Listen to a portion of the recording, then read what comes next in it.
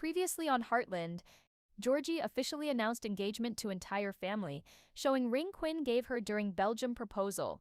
Family's joyful reactions, Katie and Lindy thrilled about being bridesmaids, Peter welcoming Quinn officially into family, Ty offering fatherly blessing and guidance.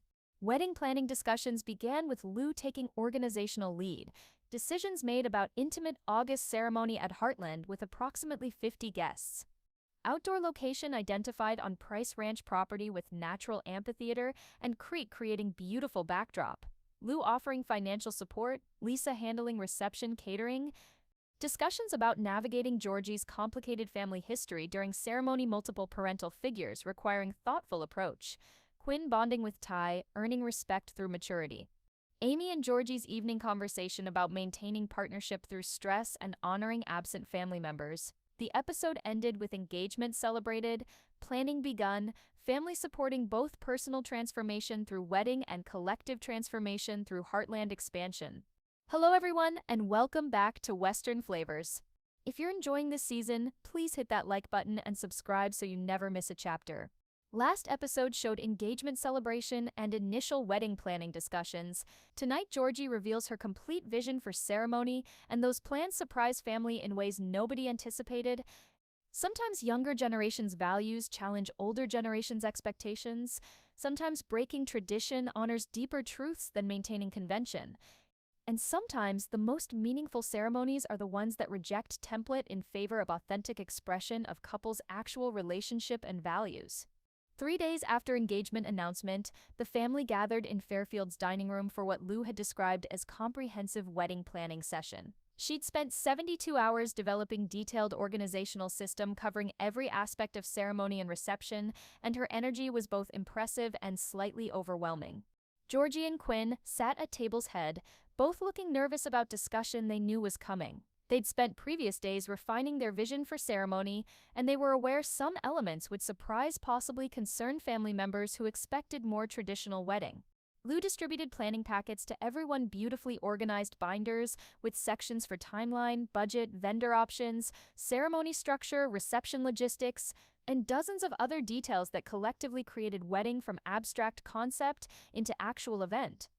Let's start with ceremony structure, since that affects everything else. Most weddings follow traditional format: processional, readings, vows, ring exchange, pronouncement, recessional. Is that basic structure you're envisioning? Georgie exchanged glance with Quinn, both clearly preparing to introduce elements that would diverge from Lou's traditional assumptions. Not exactly. We've been discussing ceremony structure, and we want something that reflects who we are as couple rather than following template because it's expected. Some of our choices might seem unconventional, but they're meaningful to us. Her voice carried defensiveness that suggested she anticipated resistance and was preparing to advocate for her choices regardless of family opinions. Tell us what you're thinking. This is your wedding. It should reflect your values and vision. First, about processional. Traditional format has bride's father walking her down aisle and giving her away. That doesn't fit my situation or my values. I don't have single father figure, and I don't want to be given away like property transferred from one owner to another. The statement was bold and clearly feminist in orientation. Lisa's expression showed she was processing younger generations' different understanding of marriage ceremony and symbolism. I've decided I want to walk down aisle alone. Not because I'm rejecting Ty or Peter, both of you have been important parental figures, but because I'm choosing marriage as autonomous adult rather than being transferred from father's authority to husband's authority. Walking alone claims my agency and independence.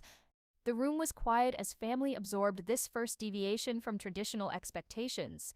Ty's face showed emotions that were complicated: pride in Georgie's independence, mixed with disappointment about losing traditional father-daughter moment, understanding her reasoning while also feeling excluded from significant wedding role. I respect that choice. It's a powerful statement about your autonomy, and it fits who you are. I'd be lying if I said I wasn't disappointed about losing that moment. But your wedding should reflect your values, not my expectations. I agree. Walking alone is a meaningful gesture that honors your independence while also acknowledging that marriage is choice you're making rather than transition from one man's custody to another's. It's modern interpretation that fits contemporary understanding of partnership.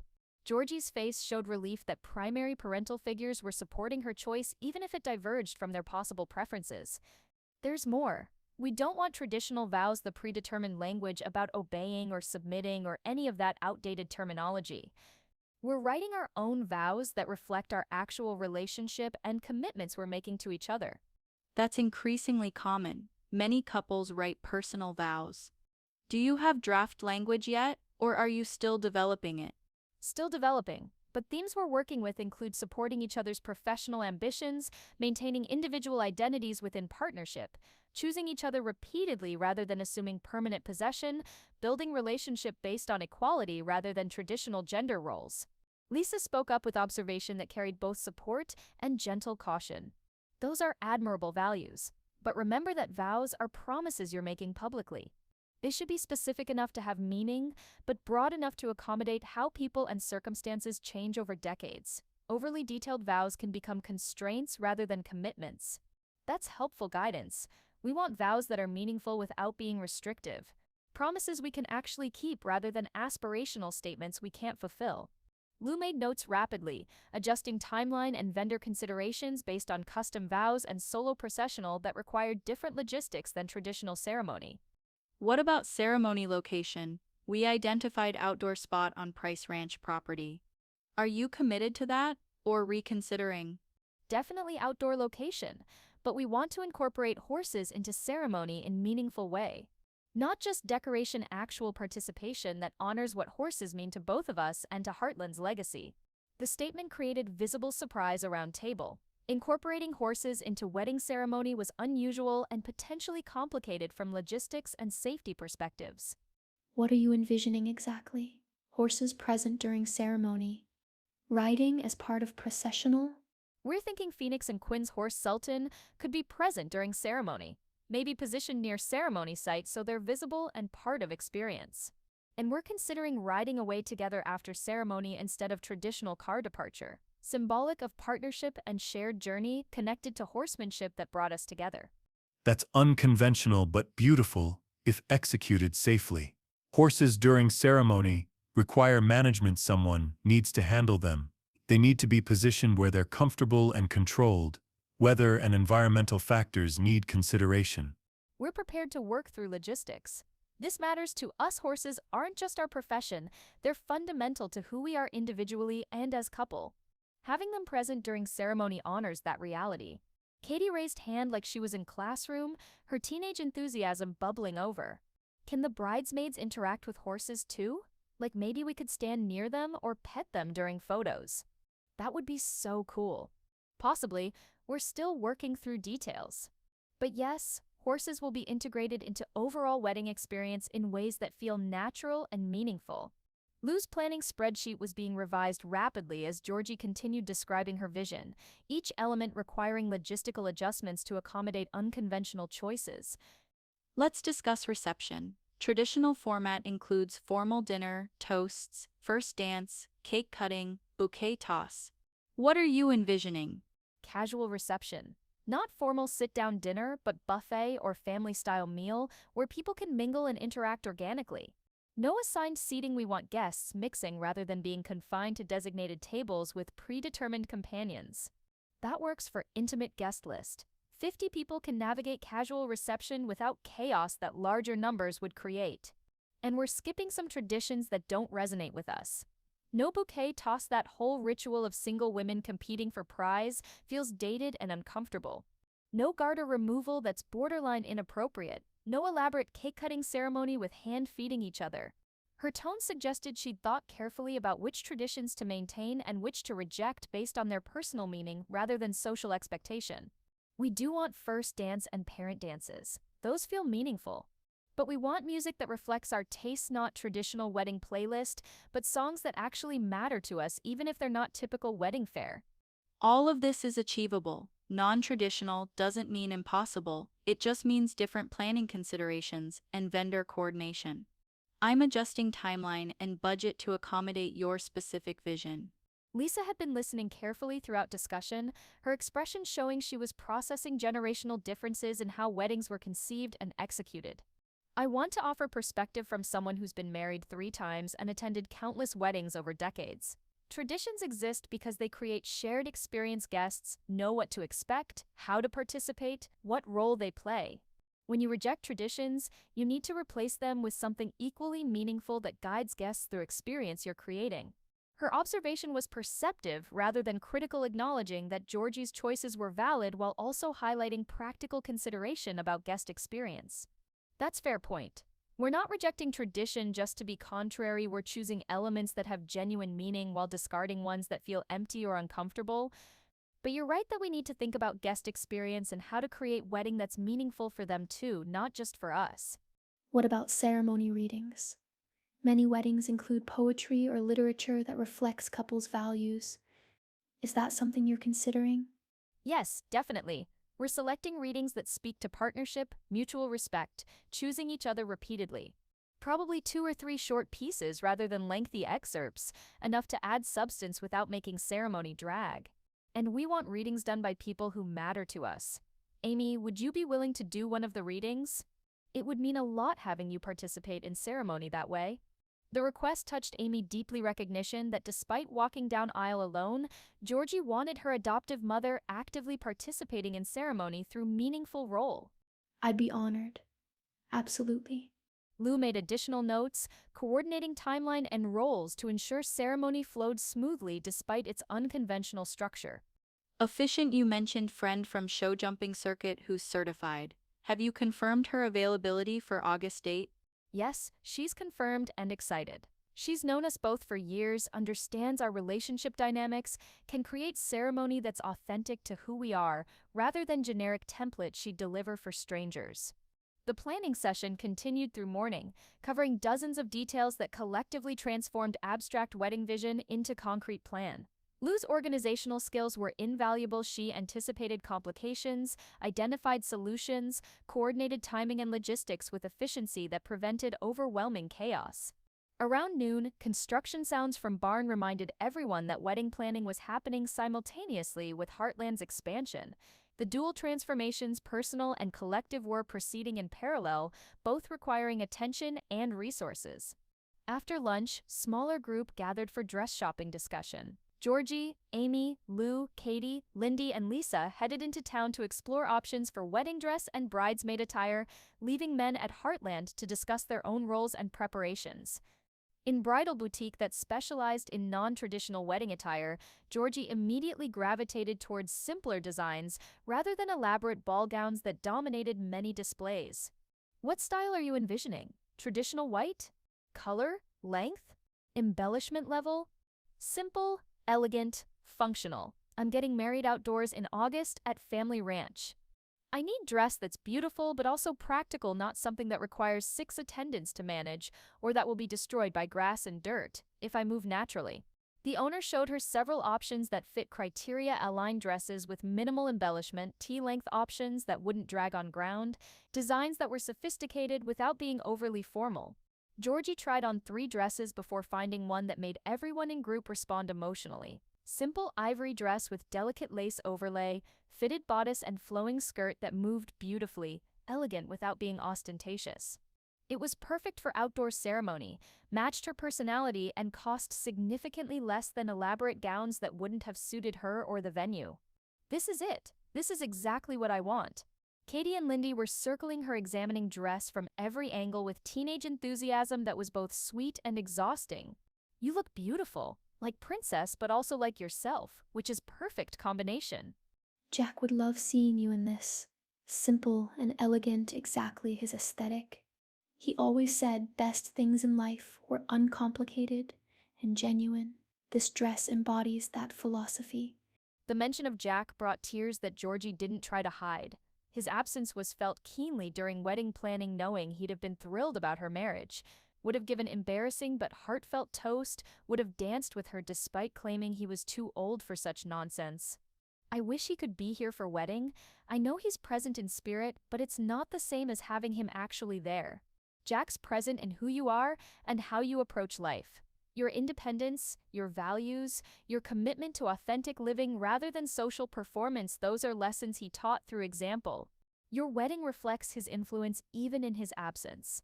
After selecting Georgie's dress, they moved to bridesmaid options. Katie and Lindy would be only bridesmaids' intimate wedding party matching intimate ceremony. Georgie selected simple knee-length dresses in sage green that complemented outdoor setting and August season without being overly formal. The girls tried on dresses with enthusiasm that was infectious, both thrilled about their roles and the special attire that came with it. Lou handled purchasing and alteration scheduling with characteristic efficiency, ensuring everything would be ready well before August ceremony. Back at Heartland, male bonding was happening through different activities. Ty, Peter, and Quinn were reviewing veterinary clinic plans for Price Ranch expansion, but conversation kept drifting toward wedding and relationships and what marriage required. Peter shared perspective from someone who'd married into Bartlett family and navigated its complicated dynamics. Lou's family is intensely interconnected in ways that can be overwhelming for outsiders. They're involved in each other's lives constantly, have opinions about everything, express those opinions freely whether invited or not. That's beautiful and also challenging when you're trying to establish your own household and boundaries. How did you manage that? Maintaining relationship with Lou while also creating space for your marriage to develop independently. By recognizing that Lou's family connections are fundamental to who she is. I couldn't ask her to choose between family and marriage. I had to accept that marrying her meant joining family system, not extracting her from it. But I also had to establish our own household's autonomy, our own decision-making authority, our own life that existed adjacent to but not consumed by family. That's wisdom Quinn should hear. Georgie's independent and strong-willed, but she's also deeply connected to this family despite professional career creating physical distance. You'll need to honor both her independence and her family connections without trying to control either one. I'm prepared for that. My own family's close too, so I understand importance of maintaining connections while also building something new with Georgie. We've discussed boundaries and expectations pretty explicitly, which I think helps prevent assumptions that cause problems later. The conversation was thoughtful and mature, three men who'd navigated or were navigating marriage discussing what worked and what required ongoing attention and adjustment. Around mid-afternoon, construction foreman approached requesting decision about veterinary clinic design on Price Ranch. The three men walked over to review plans and provide input, conversation shifting from personal to professional, but maintaining easy rapport they were developing. Evening brought family dinner where wedding planning developments were shared. Georgie described her dress, bridesmaid selections, and additional ceremony details she and Quinn had finalized during afternoon discussions. But it was final announcement that created the biggest surprise of the day, something Georgie had been holding back until she had all details confirmed. There's one more element of our wedding plan I want to share. Quinn and I have been discussing how to honor family members who aren't here: Grandpa Jack, Grandpa Tim, Grandma Marion. We want them present in meaningful way during ceremony, not just mentioned in program or acknowledged during toast. She paused, building to announcement she knew would be emotional. We're creating memory table at ceremony site with photos of Jack, Tim, Marion, and also my biological mother who's absent by choice. We want to acknowledge that family is complicated, that people who shaped us aren't all present, but their influence endures. And during ceremony, we're including moment of silence to honor those who can't be there physically, but are present in spirit and legacy. The room was quiet as family absorbed this gesture that was both beautiful and potentially painful, explicitly acknowledging absence during celebration. That's thoughtful and brave. Many couples avoid mentioning loss during weddings, wanting only joy without sadness.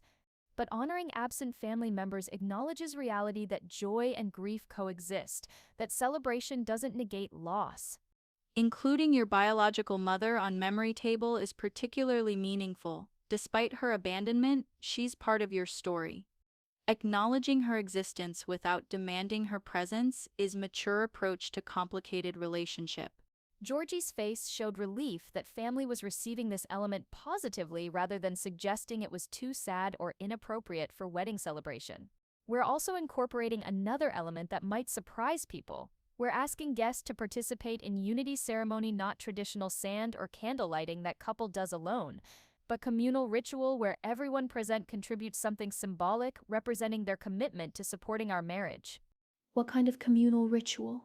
We're still finalizing details, but thinking about something with stones or natural elements that guests can place in collective container during ceremony, visual representation of community support. That becomes permanent installation at Heartland. something that outlasts our wedding day and serves as ongoing reminder that marriage is sustained by community, not just couples' private commitment. The concept was unusual and would require careful coordination to execute without creating chaos during ceremony, but it was meaningful in ways that traditional unity ceremonies often weren't, expanding focus from couple in isolation to couple within community that would support their marriage through decades. Ty spoke up with observation that was perceptive. Every element you're describing moves away from traditional focus on couple as isolated unit and toward understanding of marriage as community event. Walking alone instead of being given away. Communal unity ceremony. Memory table acknowledging absent family. Horses representing shared profession and values. You're creating wedding that's relational rather than individualistic. Exactly. Modern marriage can't survive as two people isolated from everyone else. We need community support, family connections, friendships that sustain us when our own relationship is strained. Our ceremony should reflect that reality rather than perpetuating myth of self-sufficient couple who don't need anyone else. Later that evening, Amy found Georgie and Barn with Phoenix, both seeking space from intense day of planning and family interaction. How are you feeling about everything? Today was a lot of decisions and revelations. Relieved mostly. I was nervous about sharing some of our more unconventional choices, worried family would pressure us toward traditional wedding that doesn't fit who we are. But everyone's been supportive even when our choices diverge from their expectations. She paused, running her hand along Phoenix's neck with familiar gesture that grounded her. Do you think we're making mistakes? Being too unconventional in ways we'll regret later when looking at wedding photos or videos? I think you're being authentic. That's never a mistake, even if it creates moments of uncertainty. Traditional weddings exist because they're familiar and comfortable, but they're not inherently more meaningful than weddings that reflect couples' actual values and relationship. Lisa's comment about replacing rejected traditions with something equally meaningful that stuck with me. Are we creating enough structure and guidance for guests to understand what's happening and how to participate? That's worth considering. Lou can help with that through program notes and efficient guidance during ceremony. The core question is whether your choices serve the experience you want to create. If they do, don't second-guess yourself based on what other people might prefer.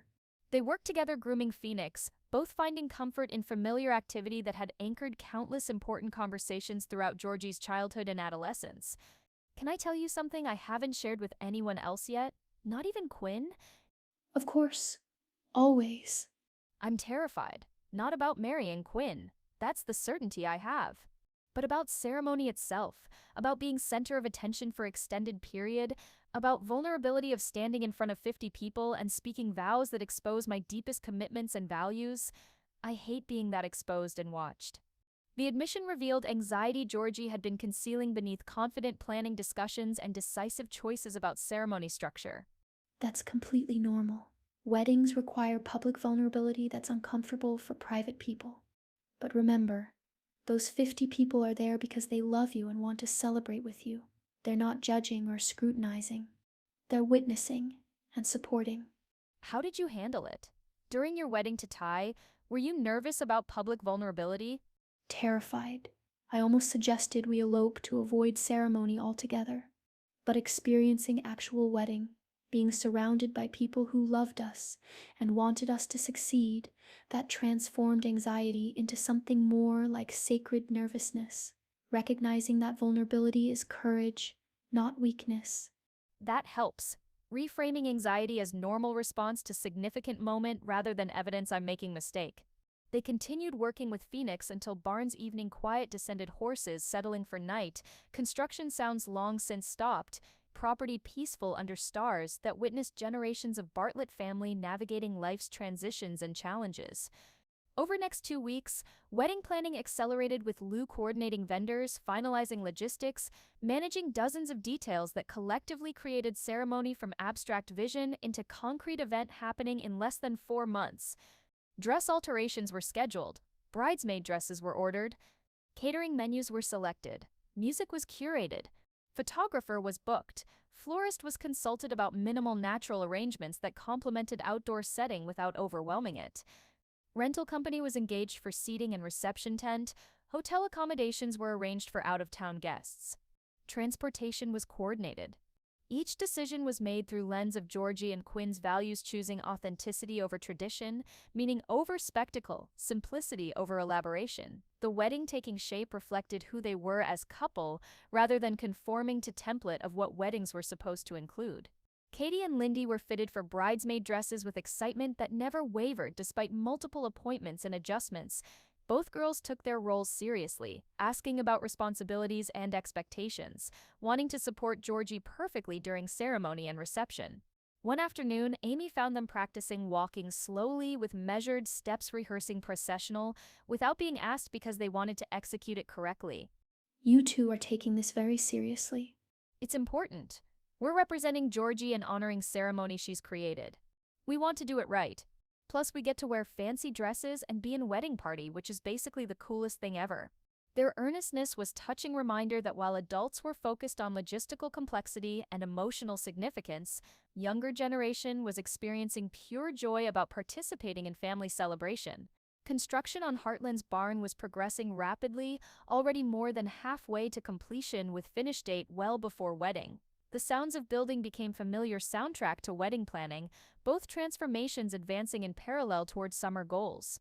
One evening, Ty found himself alone with Quinn reviewing final veterinary clinic specifications for Price Ranch development.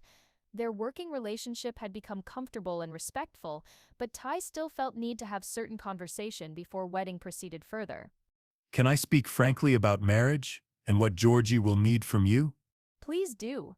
I want to understand her fully, and your perspective matters. Georgie's stronger than she often recognizes.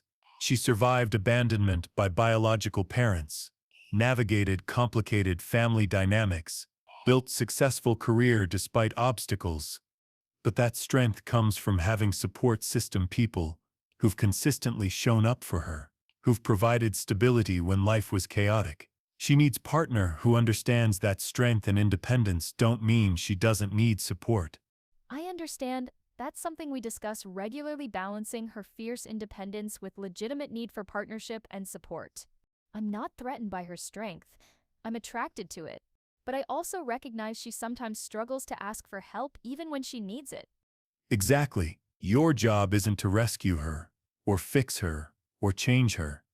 It's to provide steady presence, to notice when she's struggling even if she won't say it directly, to support without smothering.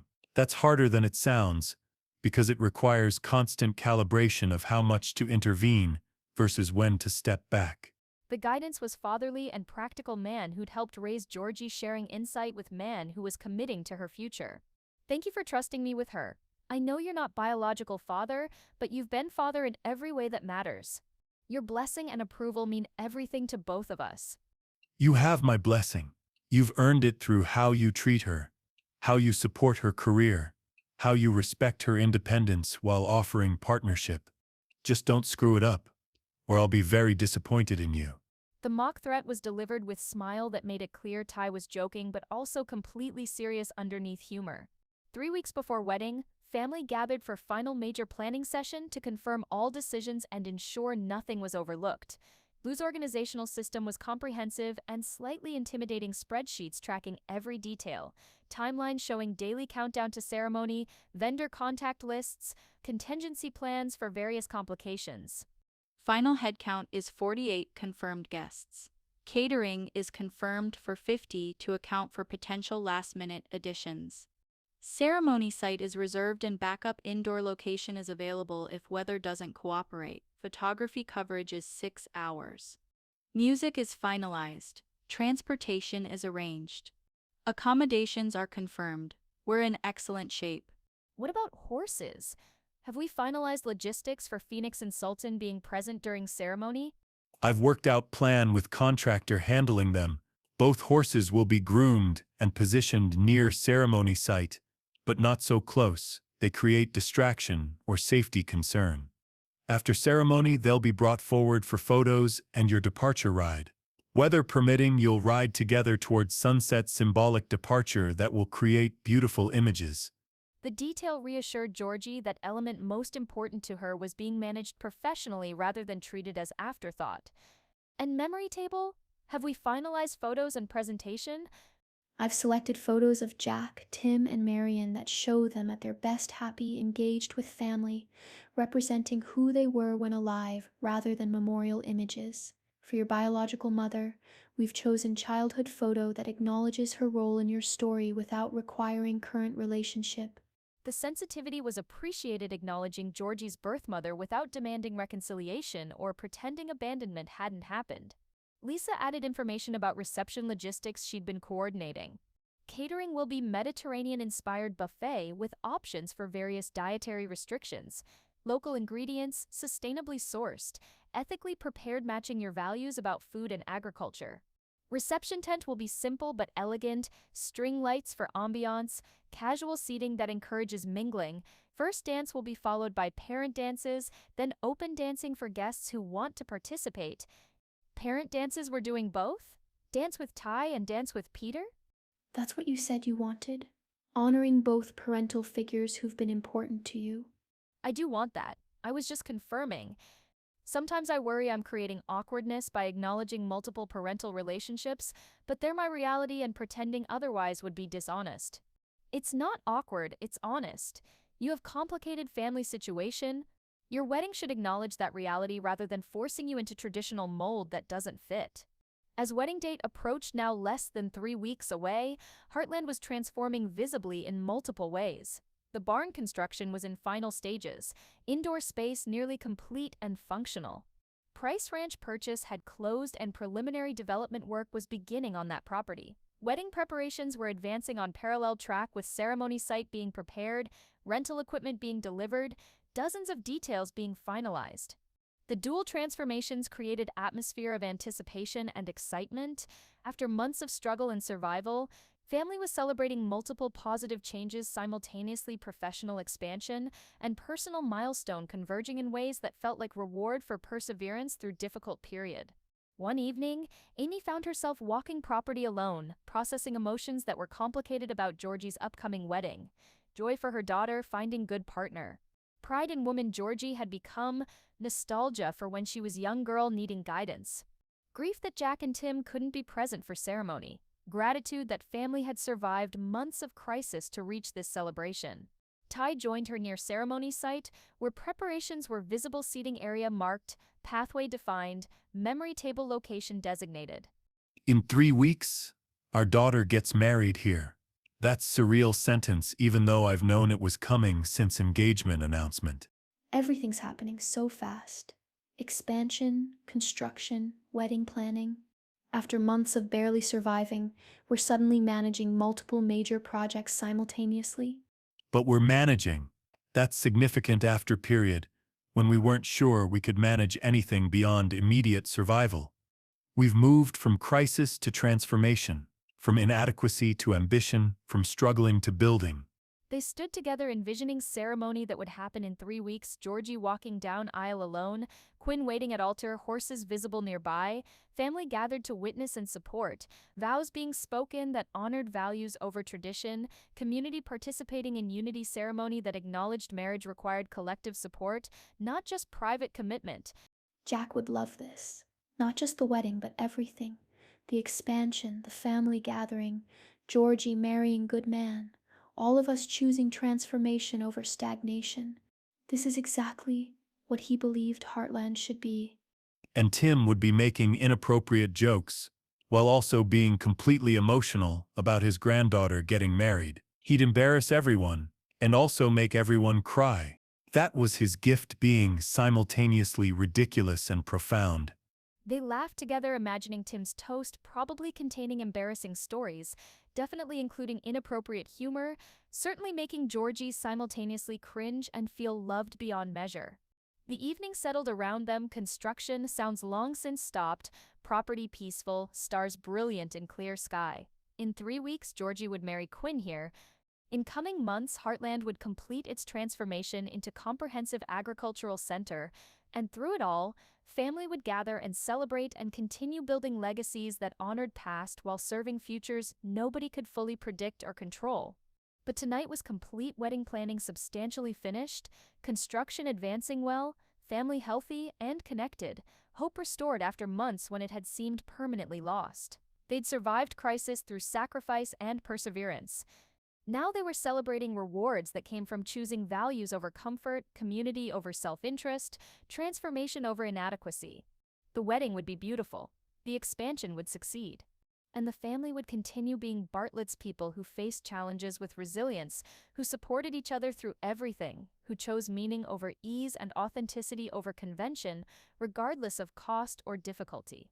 3 weeks until ceremony. 3 weeks until Georgie became Mrs. McGregor while remaining Fleming, continuing Bartlett legacy while building new life with Quinn. 3 weeks until celebration that would honor absent family members while welcoming living ones. 3 weeks until joy and grief coexisted in ceremony that acknowledged both without diminishing either. They were ready for wedding, for expansion, for whatever came next. Because they'd proven through months of struggle that Bartlett survived and persisted and transformed challenges into opportunities for growth rather than excuses for giving up. The property awaited its dual transformations, physical through construction and emotional through ceremony. Both would honor Jack's legacy by choosing ambition over limitation, meaning over convention, authenticity over performance. And in 3 weeks, surrounded by family and horses and land that held generations of memories, Georgie would marry Quinn and continue legacy that was never about property, but always about values, choosing love, choosing partnership, choosing transformation, choosing life even when life was difficult and uncertain and required sacrifices nobody wanted to make, but everyone recognized were necessary. The planning was complete. The surprises were revealed. The family was supportive. And in 3 weeks, celebration would begin that honored everything they'd survived and everything they were choosing to become. The episode ends with Georgie's complete wedding vision revealed, surprising family with unconventional choices that reflect her values. Walking down aisle alone, claiming independence rather than being given away. Personal vows rejecting traditional language. Horses incorporated into ceremony meaningfully. Memory table honoring absent family members including biological mother, communal unity ceremony where all guests participate. Casual reception with minimal traditional elements. Katie and Lindy enthusiastic about bridesmaid roles. Dress shopping, successful, simple, elegant gown, perfect for outdoor ceremony. Male bonding as Ty, Peter, and Quinn discuss marriage and family dynamics. Lou coordinating all logistics with characteristic efficiency. Final planning session 3 weeks before wedding confirming all details. Construction on barn nearing completion, Price Ranch development beginning. Amy and Ty processing emotions about Georgie's upcoming marriage and Heartland's transformation. Episode ends with ceremony site prepared, family ready, celebration approaching that will honor past while building futures. Next time on Heartland, final preparations intensify as wedding date approaches. Georgie and Amy having important conversation about marriage, commitment, maintaining identity within partnership. Quinn's family arriving from Ontario for rehearsal and ceremony. Rehearsal day with logistics being tested and refined. Katie and Lindy practicing their roles with dedication. Ty processing emotions about giving parent dances, despite Georgie walking alone. Last-minute details and potential complications requiring problem solving. Construction on barn reaching completion just before wedding. Family gathering the night before ceremony for intimate dinner and sharing memories of Jack and Tim, Georgie's pre-wedding nervousness and Amy's guidance. Episode builds anticipation for upcoming ceremony while exploring emotional preparation required for major life transition.